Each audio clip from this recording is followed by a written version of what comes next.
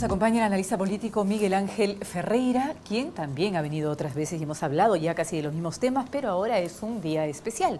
Para algunos es un día terrible, ¿no?, con esta medida arbitraria, y para otros no, sumamente justa. Y que es más, debería replicarse en los otros casos. Bueno, hoy han incautado los bienes, inmuebles y cuentas bancarias también de Ollantumala y Nadine Heredia, usando una legislación de pérdida de dominio que ellos instauraron en el 2012, como veníamos conversando, en el gobierno de Ollanta Humala. Increíblemente, la vida es paradójica. Sí, claro. ¿No? Bueno, entonces la pregunta primera es, ¿hay justicia detrás de los Humala o no hay? Mira, en tu punto de vista. No solamente como analista, sino como abogado. Sí, claro. Acá hay un tema real. El sistema en el año 2004 cambia el sistema de inquisitorio a acusatorio garantista. Ya, vamos a tratar de hablar, ¿qué te parece?, en términos un poquito más, más simples para aterrizarlo a la ciudadanía, que nos entiendan todos. Esto quiere decir que antes el fiscal tenía un poder mayor al cual tiene hoy, porque hoy día hay un proceso constitucional dentro de las estructuras de los sistemas. Es más garantista a favor del imputado. Okay. Eso quiere decir la variación del cambio del año 2004. ¿Y por qué o sea, ahora el imputado está más protegido que antes. Sí. ¿Y por qué te digo eso? Porque si bien es cierto, el expresidente Ollanta Humala hoy puede victimizarse ante estos hechos, está totalmente victimizado. Estos hechos ciertamente se encuentran estipulados en la norma, en el decreto legislativo 1104 que en el año 2012 él dictó. Increíble, sí. Y lo hizo contra la pequeña minería o la minería a pequeña escala. Es decir, una norma que él de alguna u otra forma impulsó, hoy le llegó. Es utilizada para de alguna u otra manera señalar, y lo señala así expresamente, el artículo 316 del nuevo Código Procesal Penal al 320 respecto a la incautación para fines cautelares. Esto quiere decir de que hoy Humala está bebiendo de su propia medicina en términos prácticos. A mí me apena enormemente porque todos tenemos hijos chicos y ciertamente los niños se ven afectados por una circunstancia de este tipo. Sí, bueno, el país está lleno de niños y justamente yo te quería contar que la pobreza aumentó. Y ese punto porcentual a quien más afecta es a los niños de nuestro país. 122.500 nuevos niños se sumaron a la condición de menesterosos en nuestro país. Y eso es gracias al robo sistemático de todos los políticos, en este caso de todos los de Lava Jato, incluyendo a la expareja presidencial. No te estoy diciendo con esto que sea correcto lo que pasa, pero finalmente los niños del Perú también están afectados por el robo sistemático de los políticos. Ahora, a mí es una reacción propia del sistema jurídico frente al pronunciamiento, y lo hablábamos en una anterior entrevista, del Tribunal Constitucional, que de alguna u otra forma privilegia el tema de la libertad personal. Pero acá ya no se habla de libertades individuales, sino de privaciones o limitaciones de derecho en el ámbito material. Es decir, ¿qué significa el proceso de incautación. Los procesos en requerimientos fiscales pueden ser de allanamiento. ¿Qué fue esto empezando? ¿Un allanamiento? Porque hay esa confusión en las redes. ¿Es un allanamiento o es una incautación? ¿Y cuál sería la diferencia? La diferencia es que en el momento de allanar un bien inmueble no necesariamente lo incautas. ¿Por qué? Porque hay medidas, en este caso son de pérdida de dominio. O sea, ¿qué significa? ¿Ellos ya no tienen dominio sobre ese inmueble? ¿Eso significa? Claro, lo despojan, se lo quitan. Pero no le quitan la propiedad del mismo. Hasta no que queda claro exista eso. Sentencia condenatoria. Es que decir, no hay ni sentencia ni acusación. Por eso, es una medida cautelar limitativa de derechos, pero respecto a la desposesión del bien inmueble. Entonces, ¿por qué no se pueden quedar a vivir ahí y hacer lo que ellos quieren, que es pagar el alquiler? Por eso. Lo que pasa es que estos bienes pasan al Estado. Al PRONAVI, al Programa Nacional de Vivienda, referido al Ministerio de Justicia, que se encarga. Y es más, la norma así lo legisla, lo señala de manera expresa. A ver, pero queremos entender un poquito más, vamos por partes. ¿Hay argumentos legales sólidos para este procedimiento del día de hoy? En términos jurídicos, la norma está de manera expresa. Ok. Lo que sí considero... O sea, hay una ley que avala. Sí, sí, que es el decreto, la norma... Además, una ley que dio un mala. La norma que fue... Mira, el decreto legislativo fue dado el 18 de abril del año 2012. Ujú. En el año que gobernaba el expresidente Sí, Ollantumala. eso queda claro. Y le digo, ¿por qué? Porque en algún momento la pequeña minería fue afectada enormemente por esta norma. Y es más, muchos desarrollos mineros o emprendimientos mineros Quedaron truncados. quedaron truncados porque se dio ese decreto legislativo 1104 en términos de lavado de activos, crimen organizado y pérdida de dominio. Y ahora sobre esa misma norma, hoy están legislando frente al el tema del proceso de crimen organizado y lavado de activos que se ve en el tema del financiamiento ilegal de partidos políticos, que lo ve el requerimiento el doctor Juárez.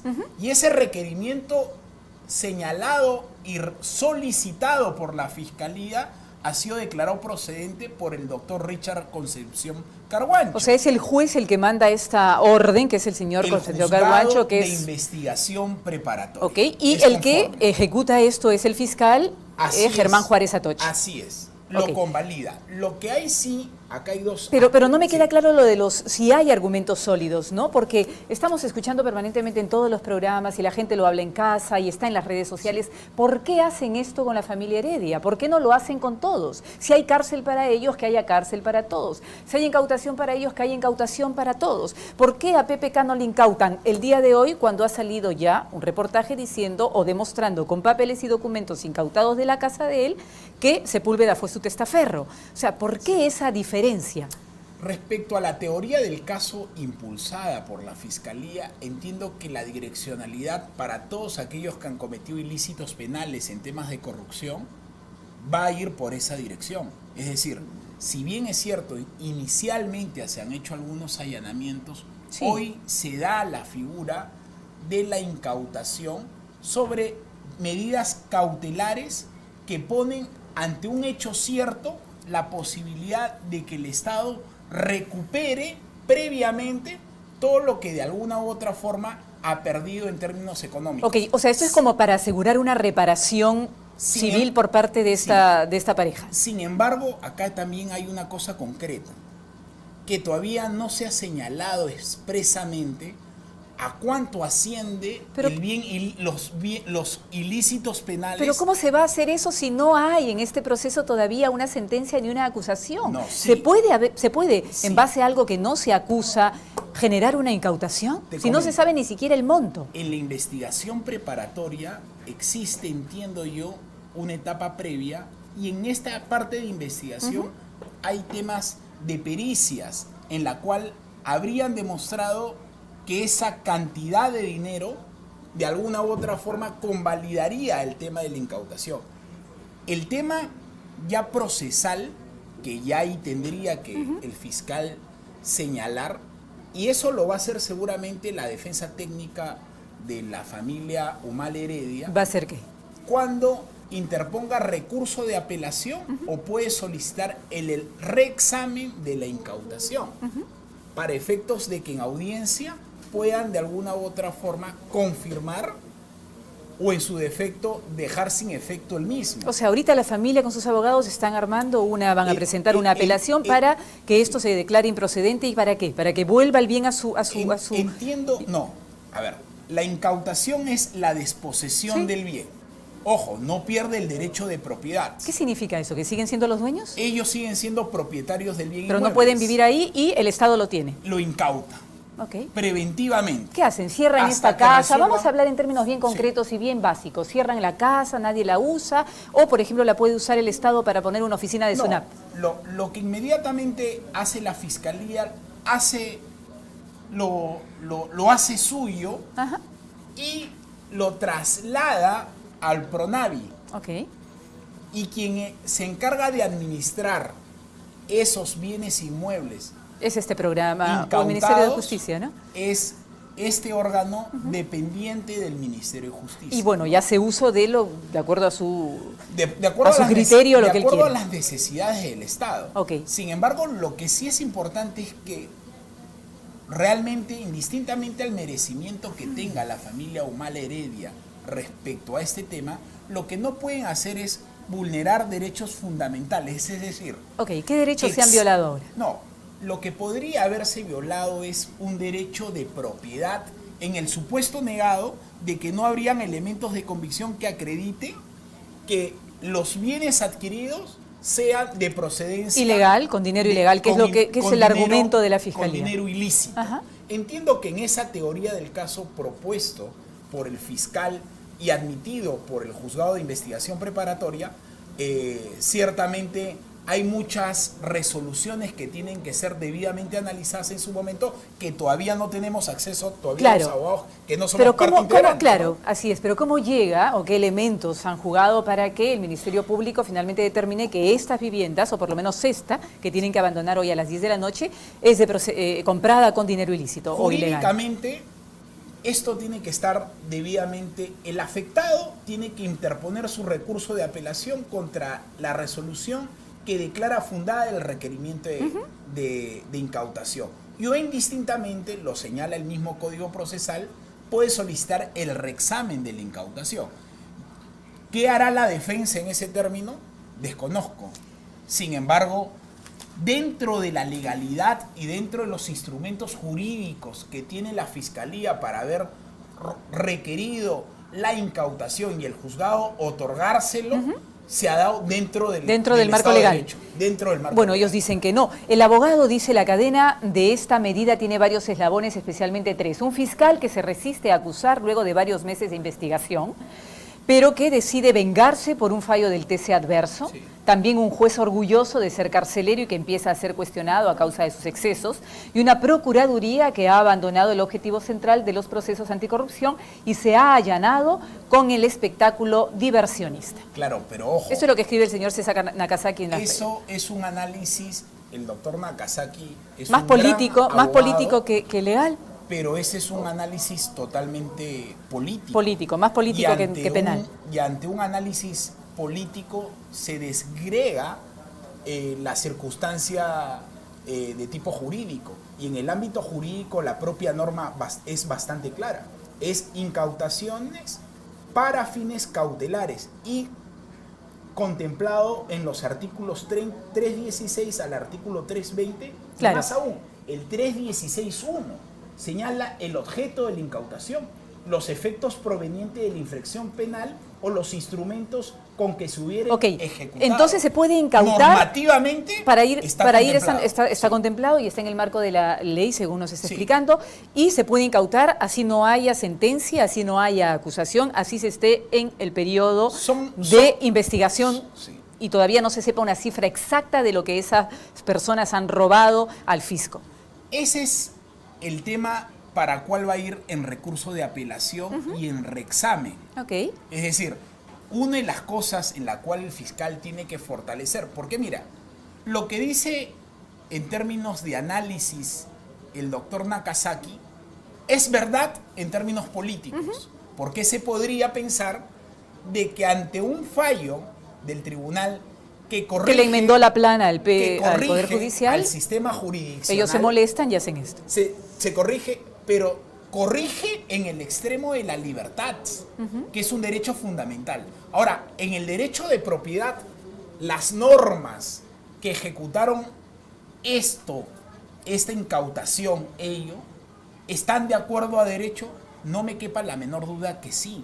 Lo que sí hay que señalarlo en audiencia, no necesariamente la norma señala una audiencia de reexamen, pero habría que, en términos constitucionales, generar una posibilidad, sí, a fin de que no se vulnere el derecho a la defensa. ¿Qué es exactamente el reexamen? ¿Qué podría lograrse con ese reexamen? Lo que pasa es que sea evaluado y que efectivamente que estos bienes no sean acreditados del dinero ilícito o que fueron adquiridos de manera del dinero ilícito que aparentemente tendrían la ellos Fiscalía que ellos ¿cómo se llama? Comprobar que que esa casa la compraron con otro dinero que salió de tal otra, ¿no? Pero por supuesto, Okay.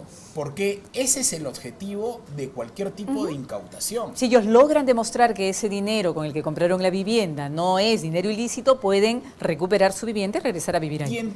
Y entiendo que le va a enmendar la plana a la sala a la instancia primigenia, que es la instancia del juzgado de investigación preparatoria. En ese sentido... Bueno, ellos han dicho que van a ir a la Corte Interamericana de Derechos Humanos. Claro. A una instancia supranacional. Ahora, siendo en los mismos argumentos que señala el doctor César Nagasaki, ya de manera política, siendo justos, me parece desproporcional. E irracional que el expresidente Ollanta Humala haya tenido entrevistas de corte político cuando no ha resuelto una circunstancia. ¿Pero está prohibido? Jurídico. ¿Está prohibido? No, no está prohibido. Pero Fujimori cuando salió empezó a tuitear cosas políticas. Pero considero yo que la prudencia de exgobernantes como tanto el señor Fujimori. Bueno, vivimos en un país donde no hay prudencia, hay sentenciados que quieren postular, es una locura. Y es imposible que esto esté sucediendo, por eso la etapa jurisdiccional tiene que marcar una brecha y en términos de políticas de Estado, ¿qué es lo que vamos a ir construyendo en el sector justicia? Ahora, si usted dice que no se necesita acusación ni sentencia para incautar los bienes de personas procesadas o investigadas, ¿por qué no se hace lo mismo? No lo digo yo, lo dice la ley. Lo dice la norma. Lo dice la norma. ¿Por qué no se hace lo mismo con los otros implicados? ¿Por qué no se hace con Pedro Pablo Kuczynski, con Alan García? El señor Humala, el padre Isaac Humala, ha dicho Alan García viene robando desde su primer gobierno y no le pasa absolutamente nada. Pasa es que Keiko Fujimori igual, también está investigada y han dicho ha recibido $1.200.000. O sea, todos están acusados de haber recibido dinero. ¿Por qué no se les incauta a ellos los bienes? Si también están siendo investigados. ¿Cuál es la diferencia entre el caso, ¿no?, de Ollanta Humala y Nadine Heredia con los otros casos que conocemos? Carla, es necesario señalar que entiendo yo que la Fiscalía de Lavado de Activos, que es la supraprovincial, tiene mayores elementos de convicción y mayor información en el caso de Ollanta Humala, más aún cuando estos ilícitos se han perpetrado, aparentemente se habrían perpetrado no hace mucho tiempo. Por eso, de repente, los actos que contienen son de tiempos más prudenciales, es decir, tienen elementos de convicción a la mano que le permitirían construir una teoría del caso a efectos de poder construir también una posición clara con respecto a algunas acciones, en este caso de incautación. Claro, por ejemplo, a ver. Ahora, sí. Carla, también es necesario señalar que a misma razón, mismo derecho, la ciudadanía busca que no solamente se actúe así con el señor Ollanta Humala, sino se actúe con todas las personas que han tenido indicios. Porque quizá la ciudadanía está indignada no porque le pase a ellos, sino porque no le pasa al resto. Claro. Y pareciera que fuera un linchamiento contra ellos. Y lo victimizan. Total, no. Y más aún. Ya son héroes. Claro, pero el tema no pasa por ahí. O sea, de héroe a villano hay muchos en la política nacional. Por eso, lo que debemos hacer, y en términos de política jurisdiccional, deberían ahí actuar, tener una posición clara que a misma razón, mismo derecho. Es decir, que así como a los Humala Heredia actúen con los otros procesos que se vienen ventilando en las supraprovinciales de lavado de activos. En ese sentido, lo que buscamos en términos nación es mejorar el sector justicia en diversas políticas que permitan... Sí, que haya una especie de estándar, ¿no? Que haya un estándar nacional sobre la administración de justicia, porque hay esta percepción que es absolutamente diferenciada. Contra aquellos que han delinquido aprovechándose de su cargo y han cometido ilícitos de lavado de activos, corrupción y o crimen organizado. Y que han hecho que suba un punto porcentual la pobreza y que hayan ahora 122.000 niños menesterosos en nuestro país. Y no solamente la pobreza, sino la anemia también. La anemia, la pobreza y todo, finalmente, y la corrupción y la moral del país que está totalmente devastada por los actos de corrupción. Por eso entendemos el dolor de las personas que salen a decir, mis hijos, ¿no? Hace un rato también Kenji Fujimori, estoy sufriendo porque mi madre sufre, porque mi padre sufre con lo que pasa. Bueno, quizá habría que pensar antes de hacer las cosas para que las familias no sufran. Ahora, es importante lo que acabas de mencionar, Carla. Nosotros tenemos que tener y estar convencidos de que la clase política, uno cuando hace actividad política, lo hace para servir. Sí, no para servirse. Como servicio. Y quedó demostrado que todos están sirviendo. Del primer servidor del país. No. En cambio, los políticos fascinerosos que hemos tenido, lo único que han hecho es aprovecharse de la economía de nuestro país, que en momentos importantes estaba en una condición positiva. Sí, ¿no? sí, la mayoría nacidos para el AMPA, como hemos visto. Y usted hablaba del tema de estos razonamientos que puede haber usado el Ministerio Público para el tema de lo que estamos viendo hoy y quizá un poquito para que el público tenga un poquito más de argumentación. En el caso de Nadine Heredia Ollantumala, Barata, el propio Barata dijo que le dio el dinero en mano, en efectivo prácticamente, ¿no? Los 3 millones, o bueno, 2 millones, después 1 millón creo que le vinieron por otro lado, pero bueno, que le dio el dinero en efectivo y luego que Ollantumala le agradeció. Incluso Ollantumala estuvo en la casa de Marcelo Odebrecht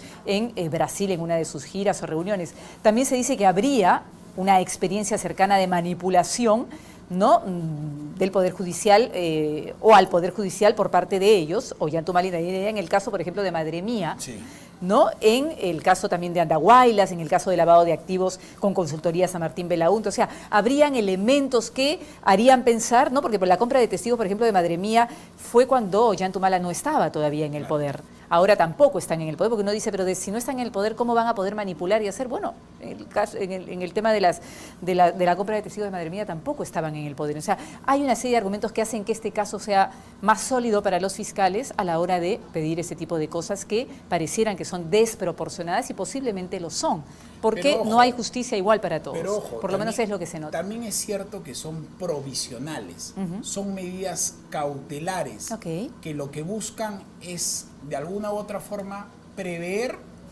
una circunstancia económica que permita recuperar el daño causado en términos económicos por parte de la corrupción sostenida. Ahora, pero si hablamos de reparación...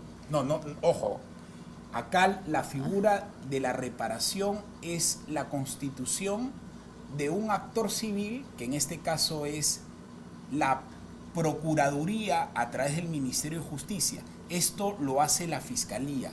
La figura de la reparación. Porque yo le quería preguntar, por ejemplo, de todo lo que se robó de la época de Fujimori y Montesinos, se ha recuperado casi nada. Y la mayoría, el otro día ha salido un informe que la mayoría de los procesados, que estuvieron presos, varios de ellos, no han pagado casi nada. El propio Fujimori ni ha pagado el 5% de todo lo que debe. Y se mudó a una casa donde tenía que pagar no sé cuántos miles de soles ahora que salió después del indulto. Me parece que... Y no había pagado casi nada, no recuerdo ahorita la cifra, pero es vergonzoso y escandaloso, o nada. Entonces, ¿por qué no se le han incautado los bienes a él? O a los hijos, o a la familia. Esto es un estándar en términos de políticas jurisdiccionales que empieza a construirse en el sistema judicial peruano. O sea, no llega la Procuraduría ahí. La Procuraduría debió hacer, por eso es importante el trabajo de los ministros de Justicia, en referencia a empezar a decir cuánto hemos recuperado en estos años. O sea, hacer e informar. ¿Por qué? Porque acá queda cierto que la percepción y lo que uno siente como ciudadano es que han delinquido, han robado y al final se quedan con todas las cosas que purgaron su pena, pero de alguna u otra forma se pueden quedar con algunas cosas. Entiendo que a muchos se les embargó algunos bienes inmuebles, algunos han pagado sus reparaciones civiles, pero entiendo que en esa lista de que no han pagado absolutamente nada, hay muchos también. Hay muchos ¿no? también. El otro día he visto el Y informe. ese es un esfuerzo que tiene que Y realmente hacer, es escandaloso. y ese es un esfuerzo que tiene que fortalecer el Ministerio de Justicia a través de sus procuradurías. En ese esfuerzo, en recuperar todos los, como bien lo dices tú, los actos de corrupción han generado pobreza y poco crecimiento en estos últimos tiempos. Razón por la cual estos señores que han delinquido en contra de los intereses del Estado, ciertamente hay que recuperar todo lo que ellos de mala manera han adquirido sus bienes, ¿no? Ahora, bueno, esto ya nos ha explicado un poquito y bastante bien, a fondo, el tema legal. Vamos a hablar un poquito del tema, pero antes de pasar al legal, ¿usted cree que todo esto, porque también se está escuchando decir que todo esto mancha el proceso anticorrupción de Lavajato, que se está ensuciando el proceso de, ¿no?, anticorrupción y la lucha anticorrupción? No, más bien todo lo contrario. ¿En qué sentido? Lo que no hay que hacer es vulnerar derechos constitucionales, los principios al derecho a la defensa, las audiencias. Por ejemplo, debió haber una audiencia de incautación previa antes que el juzgado emita una orden de incautación al requerimiento fiscal. En lo personal creo que son aspectos procesales que deben incorporarse para efectos de que no se vulnere derechos fundamentales. O sea, ¿qué significa? ¿Se debió mandar una carta diciendo vamos a incautar su bien tal día? No, sino la Fiscalía solicita la incautación, okay, y el juzgado de investigación admite a trámite y declara procedente la incautación. Okay, parte del proceso. Parte del proceso. Pero usualmente en estos procesos hay etapas procesales que debería haberse incorporado una audiencia de incautación. ¿Qué significa? ¿Y quién iba a esa audiencia? ¿Los abogados? En este caso, todas las partes integrantes. ¿Por qué? Porque no te olvides de que si en alguno de estos bienes inmuebles habrían algunos embargos. ¿Estaban embargados? Me dejo entender. Es decir, ya entra en conflicto el derecho de preferencia registral. Ahora, ¿por qué incautas algo que está embargado, que no lo puedes vender? Por eso, ese es un detalle que entiendo yo que el Pronavis, el Ministerio de Justicia, va a tener que, de alguna u otra forma, generar qué derecho preferente tiene uno al otro. Okay. La incautación o el embargo en ese sentido.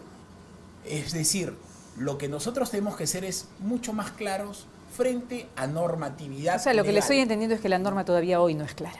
Es clara. Es bastante. En tanto y en cuanto existen elementos de convicción que acreditan las acciones que da la Fiscalía y declara procedente el juzgado. Sin embargo, ¿cuándo se entrampa? Debería ser mucho más clara sobre algunos aspectos que no se sienta que se vulnera el derecho a la defensa. Claro. Sí, Por eso tienes estos pronunciamientos del profesor Nakazaki, que señala, no con tendencia jurídica, y no señala la propia norma que si no dice no, es fulano una de reacción frente o es una al venganza fallo del Tribunal Constitucional, porque le entonces enmienda esta la poca plana. claridad de la norma, ¿no?, y esa poca prolijidad en determinados detalles como el embargo, la incautación y tanta cosa, hacen que finalmente uno sienta que sí, verdaderamente puede ser un linchamiento. Y es más, se entrampa un poco más, porque al final lo que buscas es darle una solución inmediata,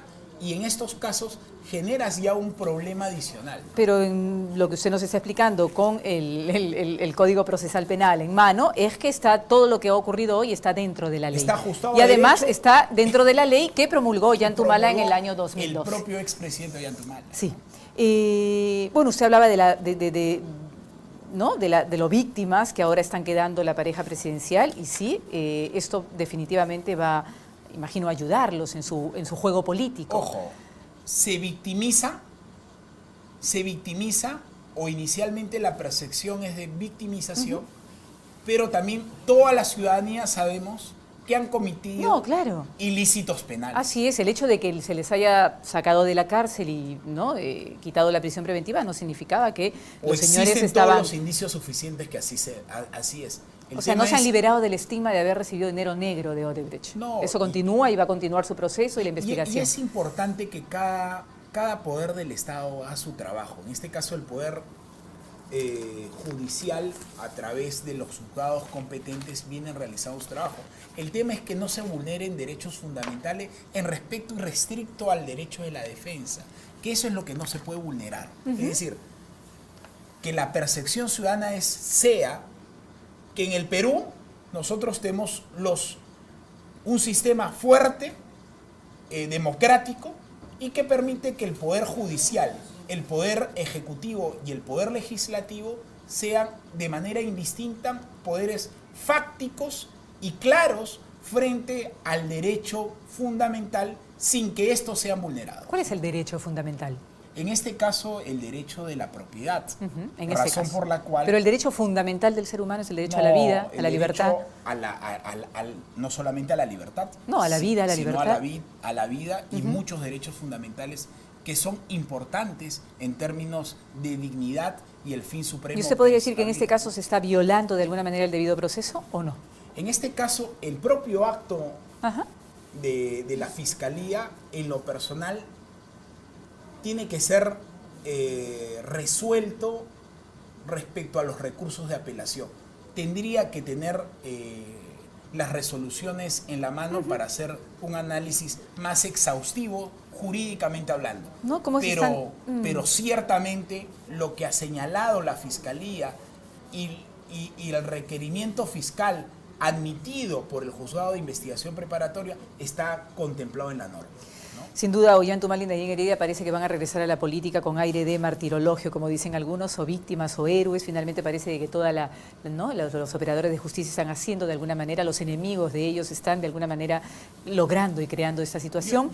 Y también hay otros daños colaterales, que es con el tema de la prisión preventiva, y con esto termino porque ya se terminó el tiempo para la entrevista, es que parece que la lucha contra el crimen organizado no se ha acabado, o por lo menos va a estar muy endeble con el tema de la prisión preventiva y estos cambios en la normativa, porque de los 885 detenidos en bandas criminales en los últimos tiempos, más de 600 están con prisión preventiva en este momento y podrían salir libres, imaginamos, en cualquier momento si sus abogados apelan y toman como precedente el tema de la prisión preventiva negada. Pero eso es por exceso de carcelería, sin sentencia condenatoria. Claro. Es decir, el trabajo de la Fiscalía no debe ser mediático solamente, sino sostenido en el tiempo como política de Estado. Tienen que acusar y no acusan. Algo pasa que no acusan. Gracias. Fue el analista político y abogado Miguel Ángel Ferreira que nos ha acompañado hoy en Noticias en Digital. Vamos.